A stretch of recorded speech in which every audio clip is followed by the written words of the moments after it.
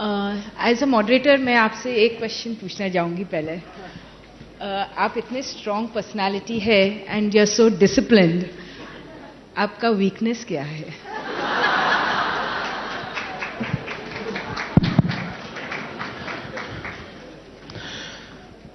मालविका जी का बहुत ही इनोसेंट सवाल है। मेरा बिजनेस क्या है? यही ना? आपका वीकनेस क्या है? वीकनेस बहुत ही कठिन सवाल है। आप दोनों का जवाब दे सकते हैं। उन्होंने पूछा आपकी वीकनेस क्या है? कोई मनुष्य पूर्ण नहीं होता है। हर एक के भीतर कुछ न कुछ कमियां होती है। कमियां मुझ में भी हैं। जो एक सामान्य मनुष्य में कमियां होती हैं, वो सारी कमियां मुझ में है। लेकिन मुझे ऐसे संस्कार मिले हैं, जिन संस्कारों ने मुझे सिखाया है कि आप अपने गुणों के आधार पर चलने की कोशिश करो। धीरे धीरे धीरे कमियां पीछे छूटती जाएगी, गुण आपका ड्राइविंग फोर्स बनेगा। और दुनिया में भी जो सबसे अच्छे व्यक्ति हैं, उनमें भी कुछ न कुछ बुराइयां हैं, और जो सबसे बुरे व्यक्ति हैं, उनमें भी कुछ न कुछ अच्छाइयां हैं। लेकिन वो अच्छे इसलिए हैं कि उन्होंने अच्छाइयों के सहारे जीना पसंद किया, वो बुरे इसलिए हैं कि उन्होंने बुरे से सहारे चलने का प्रयास किया। मेरा सौभाग्य रहा है, आप जैसे स्वजन मुझे मिले हैं, जिसके कारण मैं बुराइयों से बच करके अच्छाइयों के सहारे चलने की कोशिश करता हूं। दूसरी बात है, किसी इंसान के लिए अपने आप का इवैल्यूएशन करना सरल काम नहीं है, मुश्किल काम है। खुद अपनी कमियों को ढूंढ पाए, समझ पाए, इतनी ऊंचाई कहां भगवान ने दी है। तो बहुत सी ऐसी कमियां होगी जो मुझे भी नजर नहीं आती होगी, हो सकता है आपको नजर आती होगी। तो मेरा फेसबुक, ट्विटर आपको समर्पित है। मुझे खुशी होगी, मैं बताता हूं जी, खुशी होगी अगर हमें कोई बताता कि अरे मोदी जी महिलाओं के कार्यक्रम में आए, ऐसे कपड़े पहन के क्यों आए, कोई और पहन के आते। अब ये अच्छा है, सुझाव आए। बहुत सी चीजों, कहीं मान लीजिए कहीं हमने गुस्सा कर दिया, कोई अरे मोदी जी का ये अवसर था क्या गुस्सा करने का।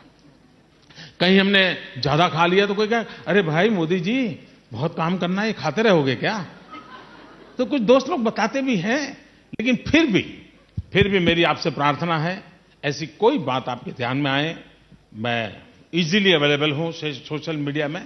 आप मेरा ध्यान आकर्षित करें और मुझे आशीर्वाद भी दें। आप माताएं हैं, आप मुझे आशीर्वाद भी दें, ताकि जिस कमी को आपने मुझे दिखाया है, उस कमी से अपने आप को मुक्त करने की दिशा में मैं सही दिशा में चलूं।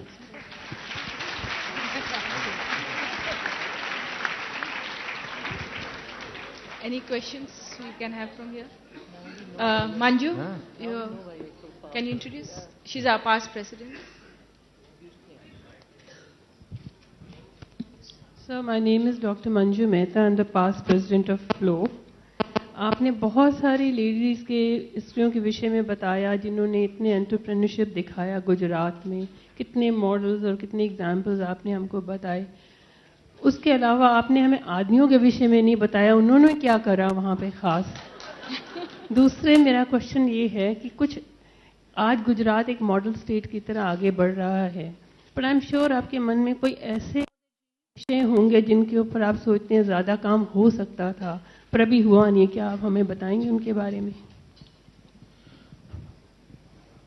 मैंने आदमियों के संबंध में नहीं बताया, यही उनका कहना है ना। अब वो इतना बताते हैं कि बताने को कुछ बचता ही नहीं है जी। आप लोग हैं जिनकी बात पहुंचती नहीं है, इसलिए मैं आपके गीत गा रहा हूं।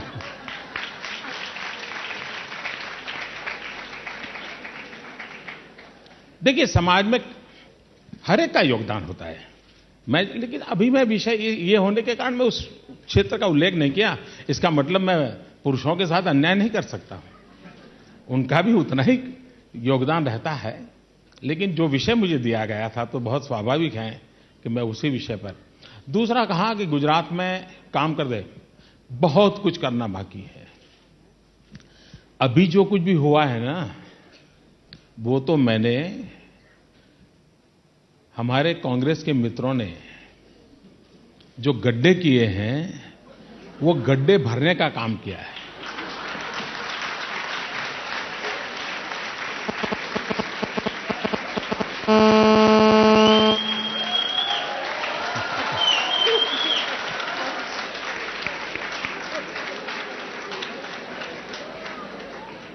अभी हम लेवल प्ले फील्ड पे लाए हैं। इतनी मेहनत के बाद आप कल्पना करिए कि कितने भयंकर गड्ढे करके गए होंगे।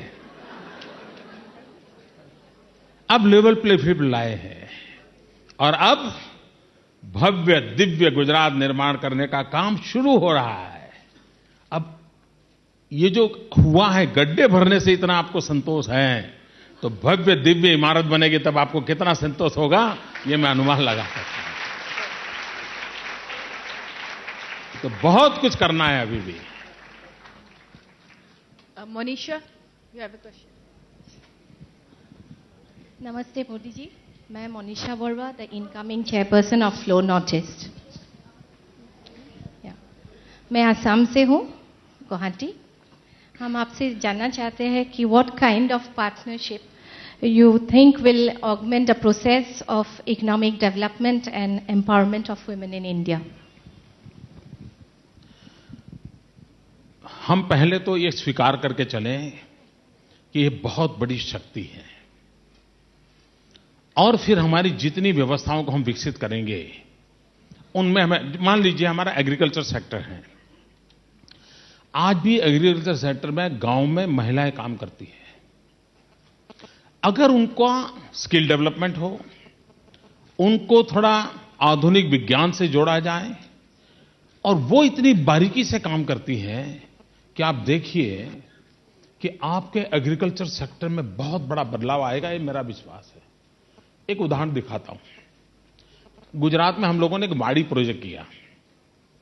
ये मेनली ट्राइबल परिवारों के लिए है। और जब अब्दुल कलाम जी देश के राष्ट्रपति थे तो स्पेशली उनके जन्मदिन को उन्होंने हमारे इस वाड़ी प्रोजेक्ट के अंदर बिताया था। और उन्होंने मुझे ये भी कहा था कि मोदी जी आप भी मेरे साथ नहीं रहेंगे, मैं अकेला जाना चाहता हूं। और उनको एक व्यवस्था हमने की थी। आदिवासी किसान के पास 1 एकड़ 2 एकड़ भूमि होती है, वो भी हिली एरिया होता है, तो समतल जमीन नहीं होती। उस वाड़ी प्रोजेक्ट के नाम में के पहले जो भी अवस्था थी उसमें वो मुश्किल से साल में 12,000 15,000 कमाते थे वो परिवार। और उसमें भी पुरुष का कोई ज्यादा कंट्रीब्यूशन नहीं था। और आप आसाम से इसलिए ये बात वहां ज्यादा सूट करती है, मैं ये उदाहरण दे रहा हूं। हम लोगों ने इस वाड़ी प्रोजेक्ट में इन महिलाओं को ट्रेनिंग दी, और धीरे धीरे अच्छी खेती कैसे हो सके। आपको आनंद होगा कि भूमि उतनी ही है, लेकिन वो काजू की खेती करने में लगे। और आज जो 10-12 हजार रुपये मुश्किल से कमाते थे, वो 1.5-2 लाख कमाते हैं। और आज मुंबई के बाजार में ये हमारे वाड़ी प्रोजेक्ट के द्वारा मेरी ट्राइबल बहनों ने जो काजू की खेती की है, वो काजू पैकेट बन करके बिक रहे हैं। और वैल्यू एडिशन का काम उन्होंने किया है, चेन बनाई है पूरी, पैकिंग कर करके वो बेचते हैं और कमाते हैं। हमारे यहां दाहोद डिस्ट्रिक्ट है। दाहोद डिस्ट्रिक्ट पूरा ट्राइबल बेल्ट है। वहां पर गुजरात के अंदर खेतर शब्द है, जहां फार्म के लिए गुजराती शब्द है खेतर। कोई भी कहेगा क्या गए, कहां गए, खेतर में गए, खेती करने गए हैं, जिसको हमारे यहां खेत बोलते हैं हिंदी में। लेकिन वो एक डिस्ट्रिक्ट ऐसा है कि पिछले 10 साल में वहां खेत शब्द निकल गया है, वो फुलवाड़ी शब्द बोलते हैं। हम पूछें कहां गए, तो बोले फुलवाड़ी गए। क्यों? तो उन बहनों ने फूलों की खेती में इंटरेस्ट लिया और आज तो दुनिया भर से वो अनेक भांति भांति के फूल लाते हैं और मुंबई में उन्होंने अपना मार्केट खड़ा कर दिया है। वो फूल वहां करते हैं और मुंबई में बिक्री हो इसके लिए वो चिंता करते हैं। यानी पहले भी खेती में थे लेकिन अपग्रेडेशन हुआ, वैल्यू एडिशन हुआ, वो परिवर्तन ला रहे हैं। आज हिंदुस्तान का एजुकेशन एंड हेल्थ सेक्टर करीब करीब माताओं के हाथ में है। आप अगर टीचर्स कॉन्फ्रेंस करें तो पुरुषों के लिए रिजर्वेशन रखना पड़ेगा, भाई ये 10 सीटें पुरुषों के लिए, बाकी इस पूरा हॉल महिलाओं के लिए होता है। यानी ये चीजें, इन चीजों को हम जहां जैसी अवस्था है अगर हम उसको योजना करें। हमने एक प्रयोग किया। अब ये जब मैंने विषय मेरे यहां रखा था तो थोड़ी मेरे यहां जरा कठिनाई थी। हमने कहा भाई गिर लायन हमारा जो फॉरेस्ट है, हम टूरिज्म को बढ़ावा देना चाहते हैं, क्या फॉरेस्ट के बीट गार्ड लड़कियां हो सकती हैं? अब मुझे कल्पना करो, शेर और रास्ते आते जाते शेर मिल और वहां बीट गार्ड गर्ल हो सकती है। मैंने विषय लगा, मेरे सारे अफसर तिल मिलाए, साहब ये क्या आप कर रहे हो?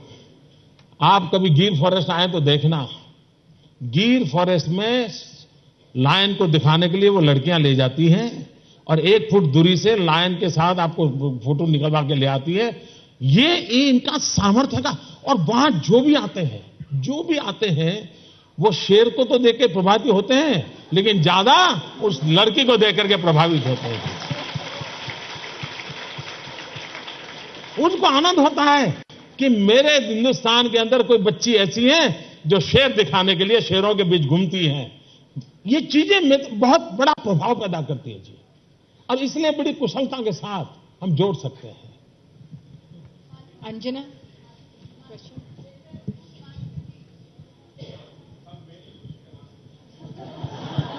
नहीं, मेल के लिए नहीं भैया, उसके लिए बहुत कार्यक्रम है। नमस्ते, मेरा नाम है अंजना सोमानी। आज के दिन मैं दिल्ली से हूँ, पर वैसे नॉर्थ, साउथ, ईस्ट, वेस्ट सभी दिशाओं ने मुझे कभी न कभी छत दिया है। आपने विमेन एम्पावरमेंट पे बहुत ही संवेदनशील स्पीच दिया। इसी संदर्भ में मैं कुछ प्रश्न पूछना चाहती हूँ। My question will be in English. Indian handicrafts are unique to each part of our country and many women, it is a very important means of livelihood for them and a secondary means of income to many others. What is your vision, sir, regarding taking this forward by way of providing training institutes of first grade quality so that this unique skill of our country remains alive? इस संदर्भ में मैं आपके विचार सुनना चाहती हूँ। बहुत ही अच्छा विषय आपने स्पर्श किया है। हैंडीक्राफ्ट के क्षेत्र में ये बात सही है कि हैंडीक्राफ्ट के क्षेत्र में माताओं बहनों का बहुत बड़ा योगदान है और कुछ इलाकों में तो हमारी परंपरागत हैंडीक्राफ्ट्स हैं वो नष्ट होते जा रहे हैं। अलग अलग सरकारें अपने अपने तरीके से उसके लिए प्रयास करती हैं, लेकिन जिसमें सबसे बड़ी ध्यान देने की चीजें हैं, एक इनोवेशन, दूसरा technology upgradation, according to that skill development, और उसके बाद है मार्केटिंग।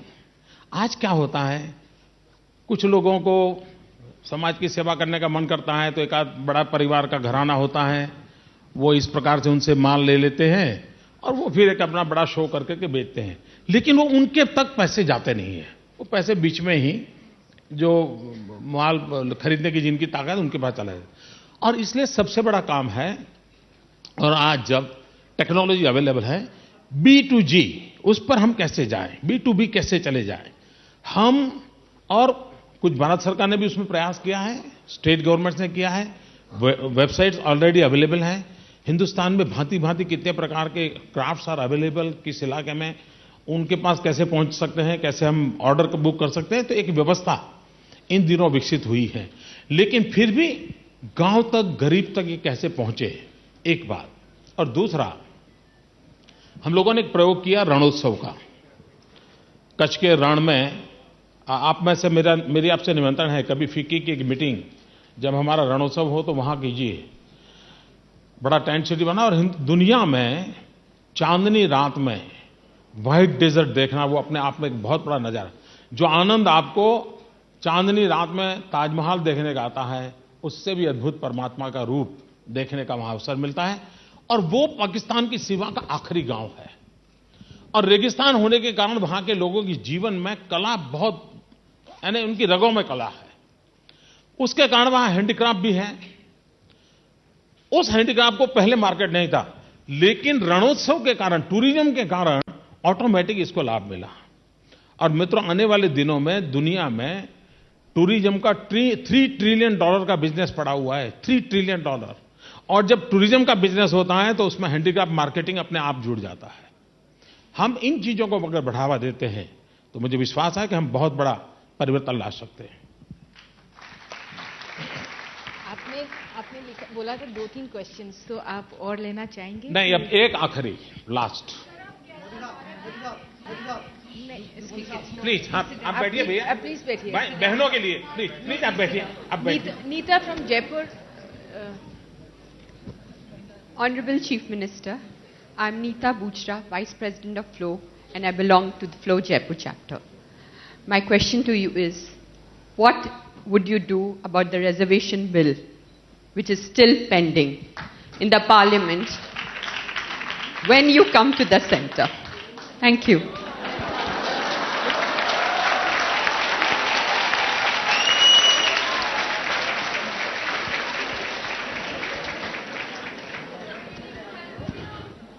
गुजरात में हमने असेंबली में एक एक्ट पास किया है और आपको जानकर के सविशेष खुशी होगी। उसमें हमने बिल पास किया है कि गुजरात में जो हमारे अधिकार क्षेत्र में है उतना ही मैं कर सकता हूं, उसके बाहर नहीं कर सकता। पंचायत, नगर पंचायत, नगर पालिका, महानगर पालिका, तहसील पंचायत, जिला पंचायत, ये जो स्थानीय स्वराज की संस्थाओं की इकाइयां हैं, उसके अंदर अगर चुनाव होगा तो गुजरात ने कानून पास किया है 50% रिजर्वेशन फॉर वुमेन।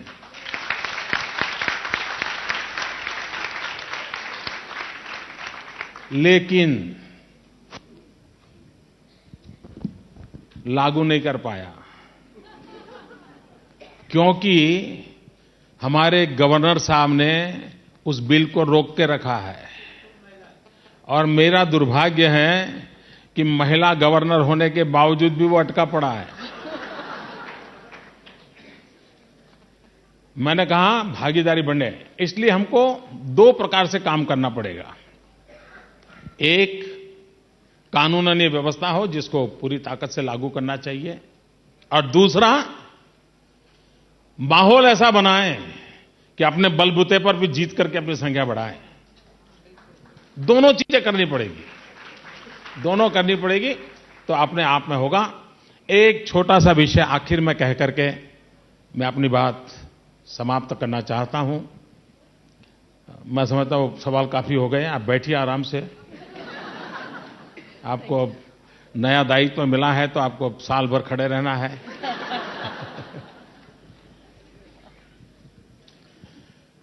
एक विषय जो मैं आप सबके सामने रखना चाहता हूं, जो शायद इस विषय से हट करके हैं, लेकिन मुझे जो माहौल दिख रहा है तो मेरा मन करता है कि मेरे मन की बातों को कह करके मैं उसको, हमारी इस बात को समाप्त करूंगा। इस समाज जीवन में हम जो कुछ भी हैं, जहां भी हैं, वो सिर्फ अपने कारण नहीं है। समाज का, देश का, प्रकृति का, परमात्मा का, हर एक का कोई न कोई कंट्रीब्यूशन है, तब जाकर के हम यहां पहुंचे हैं। और इसलिए ईश्वर ने हमें जो शक्ति दी, सामर्थ्य दिया हो, अवसर दिया हो, अवस्था दी हो, अगर हमारे मन में उस कर्ज को चुकाने का भाव रहता है तो जीवन का संतोष, इस एंटरप्रेन्योरशिप की जो धारणा बनी हुई है उससे हजारों गुना ऊंचा होता है। आज के नौजवान बेटा या बेटी कोई बढ़िया शर्ट पहन करके आ जाए, कोई लड़की बहुत बढ़िया चूड़ीदार पहन करके आ जाए, कोई बहन बढ़िया साड़ी पहन करके आ जाए, और उसे हम पूछें तो कहेगी 15,000 रुपया थे, मन सोचा कि अच्छा है ले आए। कोई कहेगा 8,000 रुपये पास में थे, सोचा चलो ठीक है पहन लेंगे कुछ दिन। कभी हम अपने आत्मा से पूछें कि बढ़िया चूड़ीदार हम लाए हैं, बढ़िया साड़ी लाए हैं, बढ़िया शर्ट लाए हैं, वो इसलिए लाए हैं कि हमारे जेब में 5-50 हज़ार रुपये थे? ये इसलिए हमें मिला है ताकि हमारे पास रुपये थे? मैं जवाब चाहता हूं, आप अपने आप से पूछिए, ये चूड़ीदार, ये साड़ी, ये कपड़े, ये पहनाव हमें इसलिए नहीं मिला है कि हमारे जेब में पैसे हैं, इसलिए नहीं मिला है कि हम अमीर घराने में पैदा हुए इसलिए ला पाए हैं। ये इसलिए मिला है कि किसी गरीब किसान ने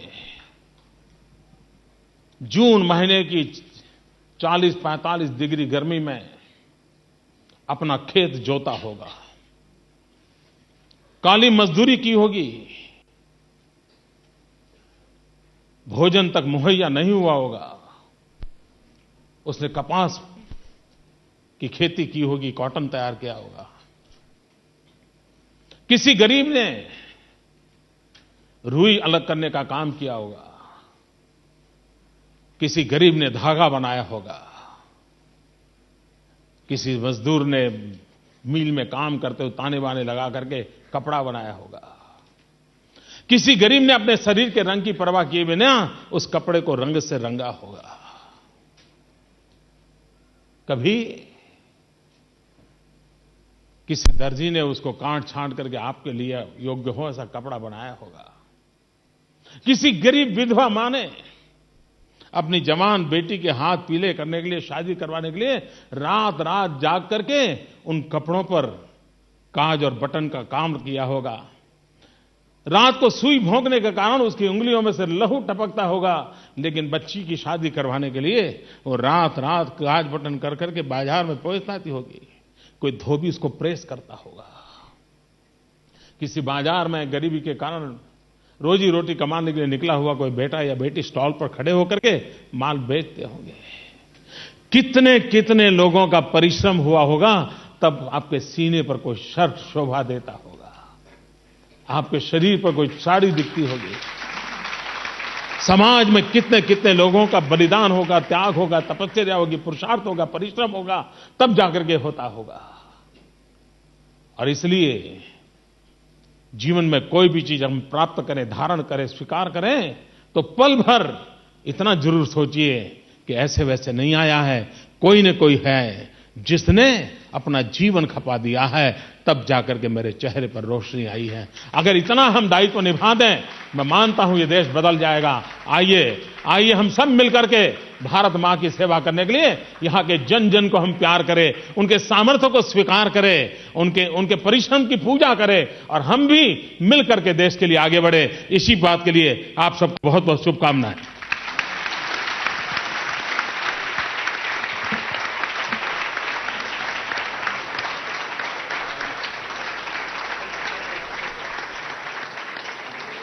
Thank you,